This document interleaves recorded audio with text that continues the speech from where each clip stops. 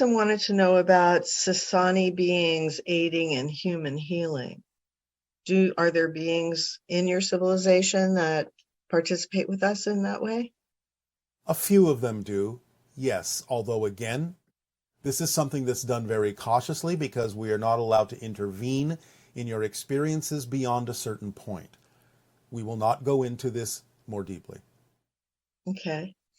And is it possible to circumvent the laws of physics, such as gravity, with your conscious mind and your consciousness? No, you are not circumventing the laws of physics if you allow yourself to achieve a levitation state that seems to ignore gravity.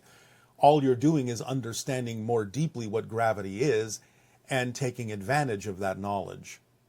It's not about overcoming the laws of physics. It's about understanding the true laws of physics more deeply than your scientists do at the moment, and then utilizing that accelerated knowledge.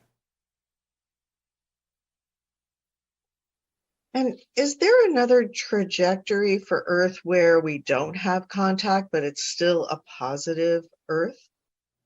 Absolutely. There are many versions of Earth that have nothing to do with open contact with extraterrestrials, and they're very positively oriented.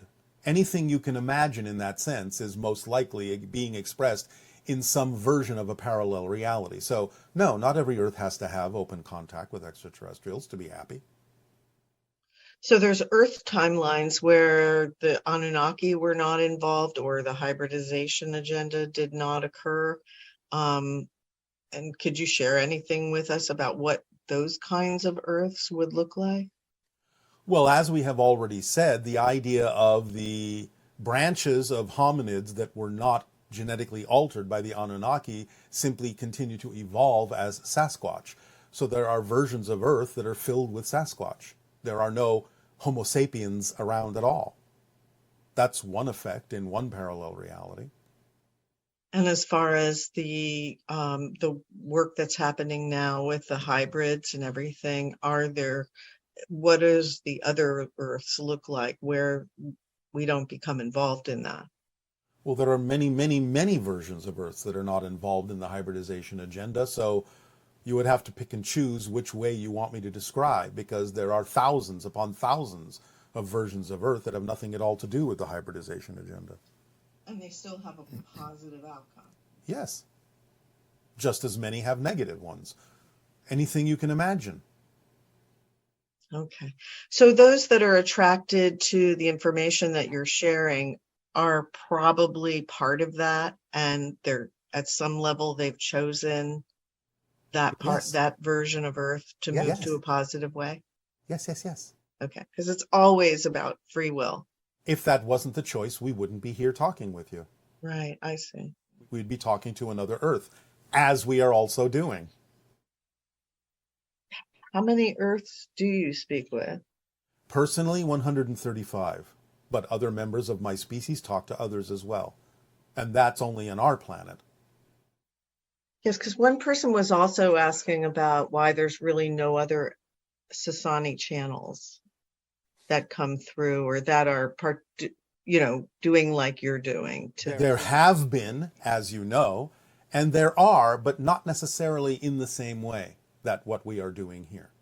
There are other ways in which people can bring through Sasani energy without even necessarily knowing that it is Sasani energy because of their own connections to our people. They may not necessarily have a name or a label for it, but they're bringing those energies through because they have a connection to do so. And they have a counterpart in our society that is helping with that. It doesn't always come through vocally. So the fact that as far as a vocal communication and your role as a first contact specialist, are you in that sense the designated being to communicate with the planet in a verbal sense like this? With your version of Earth at this time, yes. So you're kind of the more senior Sasani? If you want to look at it that way, you can, but that's not exactly accurate the way we look at ourselves.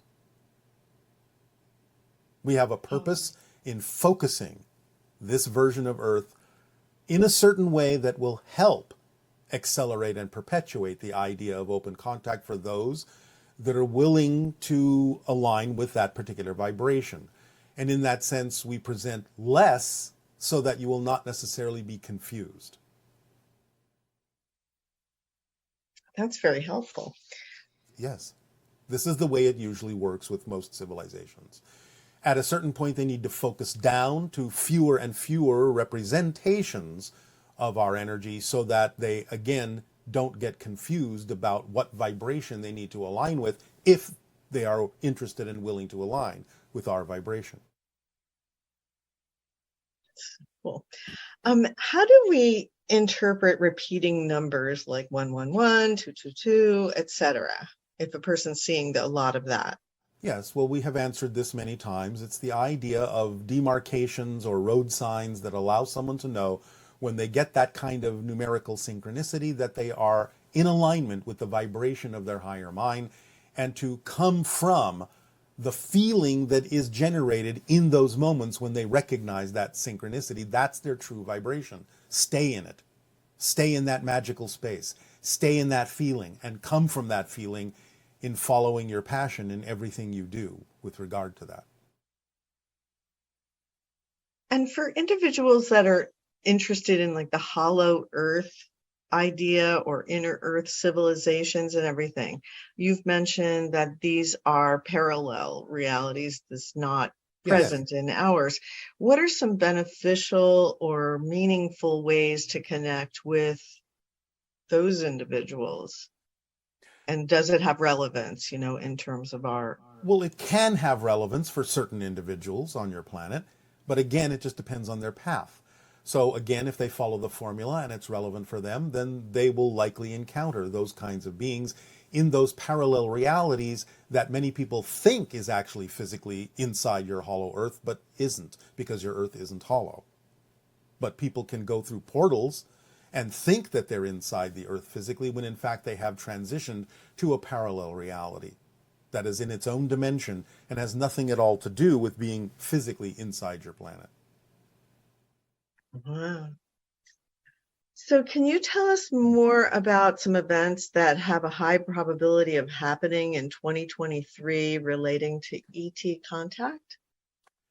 All right, well, the first thing we wish to say is that many people have a little bit of a misunderstanding in thinking that 2023 is the year of open contact. It's not. It's the beginning of the window of open contact that will take a few years.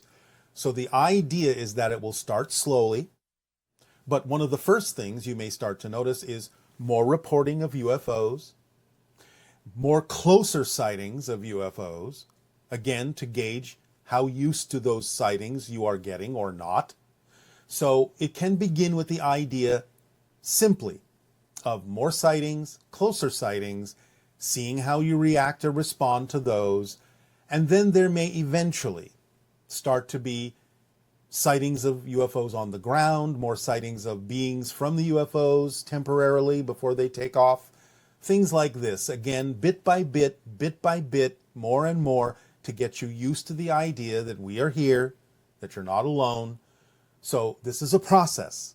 It's not that UFOs will be landing everywhere in 2023. We have never said that. It's the beginning of the window, the beginning of the process that could be a decade long in getting used to the fact that we exist, that we're here, and that you're not alone. Is it also to the idea that if somebody was from 500 years ago and they came to our civilization and saw planes flying around in the sky and jets, they would be utterly shocked. And for us, the idea of seeing spaceships flying around would be kind of similar to that idea, yes? For most of you, yes. Not always, but for most of you, yes. Even though many of you think it wouldn't be a paradigm shift in your consciousness, trust us, it will be, because it's not exactly what you think it is. It's not the typical sci-fi scenario. There's other things that go along with it that are multidimensional in nature and multi-leveled in consciousness. That sounds exciting. Want to say anything more about that? No. Okay. And so how is first contact moving forward and accelerating when we have a war like what's happening in Ukraine right now? Again, you're getting things out of your system. You're putting things on the table to decide what kind of a reality you really prefer to experience. So first you have to see what it is that you don't prefer so you can more clearly see what it is that you do and take action in that direction. So again, it's no surprise that there may seem to be an increase in what you call negativity and violent action. But again, it's not about that so much as what you decide to do about it. And will one of the markers that we're ready for open contact be that we don't care that much if it happens or not because we're enjoying our lives so much as they are and living in a state of high passion and excitement? Generally speaking, yes, because it's not about the idea of us bringing you what you prefer. It's about the idea of you choosing to live in the moment and follow your passion and create the reality you prefer as an experience, which will then make you more vibrationally compatible with having open contact with beings that are of a similar frequency. So yes, it's not about the idea of us rescuing you or saving you. It's about you bringing yourself to a safe level, a same level, a sincere, honest, understandable level of appreciation, gratitude, and living your life fully in joy that will actually do the trick and make you more accessible to those beings, such as our civilization, who then can find you more easily because you are more vibrationally compatible with us. So I guess the idea that the more that we bring heaven to earth, Yes. the more a side effect will be that we have contact with higher dimensional beings and ETs. The more you create heaven on earth, the more you can interact with all the denizens of heaven. It's wonderful. Yes, it is. Is the moon hollow and used as a base for the Galactic Federation to discuss Earth topics? There are bases on your moon from different ET civilizations. The moon is not hollow per se in the way that you think of that. But there are large caverns, there are large areas of underground bases on the moon. Are there bases on the dark side of the moon? The opposite side of the moon that faces you is not always dark. Yes, there are bases on that side, but it's a misunderstanding to say that it's always dark. It's only dark in the sense that you can't see it from Earth because only one side of your moon is always facing your planet because it is in gravitational lock. When they went to the moon, did they become aware of any of those bases? They became aware of the presence of extraterrestrials on the moon, yes.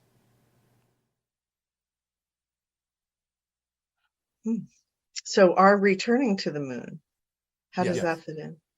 It fits in wonderfully. It's the perfect timing, huh? Yes, it is.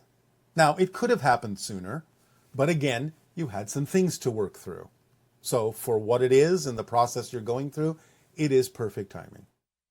And the fact that we have telescopes now that are incredibly clear and able to penetrate such deep levels of space is reflective of the idea that we are getting more and more ready to experience what's available. Yes, yes, because as we said before, it is your own telescopes and your probes that will discover the idea that life does exist elsewhere. And even if it's simple life, the idea will open you up psychologically to accept the fact that life exists elsewhere and that you're not alone. And that will make a major difference in your collective consciousness. And back to the idea of contact, when people reach that higher state of being in excess of 200,000 cycles per second, and they're ready for open contact, how might that happen if they live in an urban environment versus being in a remote place? There have been many contacts that have happened in urban environments. Just because they're in an urban environment doesn't mean that they can't be private.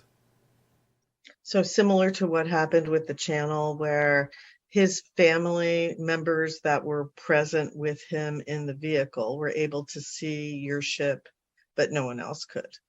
Some others did, but most did not. So yes, it can happen that way. Or again, remember, beings can simply appear inside of your house or your apartment. No one outside has to know what's going on inside.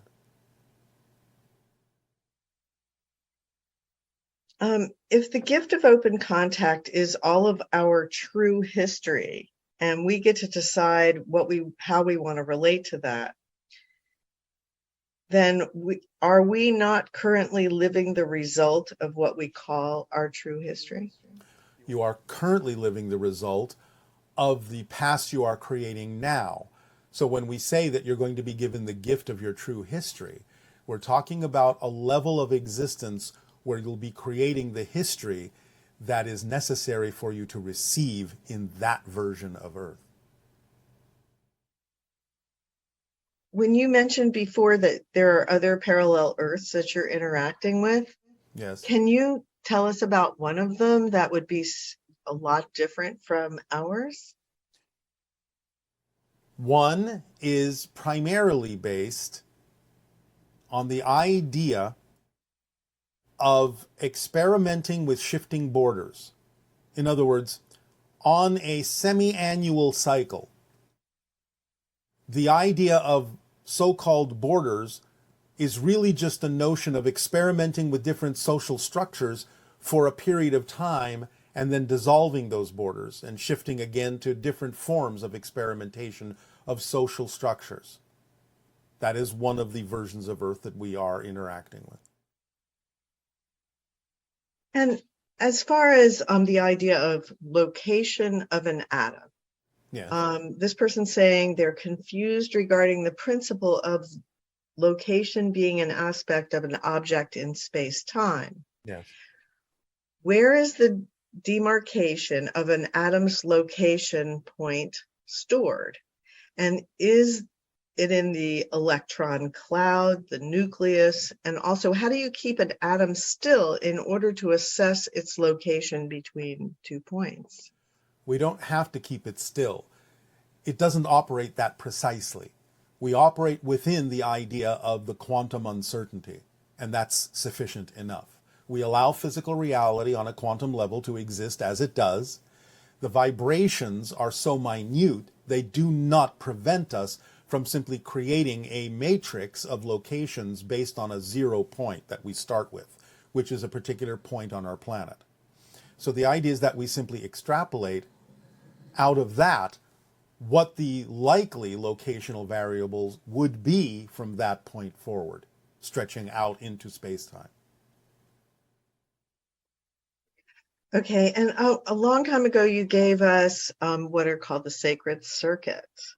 Yes. And one person is asking if you could tell us exactly how the sacred circuitry affects our brain just by watching them, and Well, what the again, mechanism that's taking place. yes, again, it is a permission slip like anything, and those that are willing to allow themselves to shift their neurology into ways that are more vibrationally compatible with extending their senses into other dimensions will gravitate to the sacred circuits as a representation of the kind of shifts they already wish to make.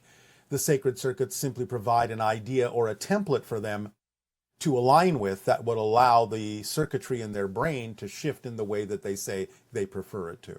So again, remember, sacred circuits don't cause anything. They are a reflection, like anything in physical reality, of a idea you already have in your consciousness, but don't necessarily know what particular permission slip to utilize in order to accomplish that. The permission slip of the sacred circuits allows for more ease in understanding, oh, these are going to allow me to change the circuitry in my brain more easily because they represent that idea.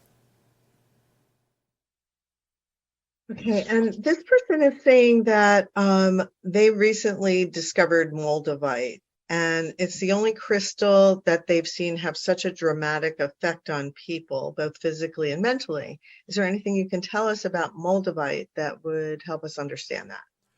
It strongly represents the idea of increasing possibility and probability of open contact because moldavite has come through space. So it carries the vibration of extraterrestrial frequencies with it. And thus, in recognizing that, those that are primarily oriented to the concept of extraterrestrial contact will feel as a permission slip an especially strong pull to that particular mineral because it represents that idea of connection to space. All right? Okay. And how would you recommend that we think of the Anunnaki, since there was a renegade group of them that helped to create us? And what would be an appropriate way to relate to them? Should we be grateful for them? What?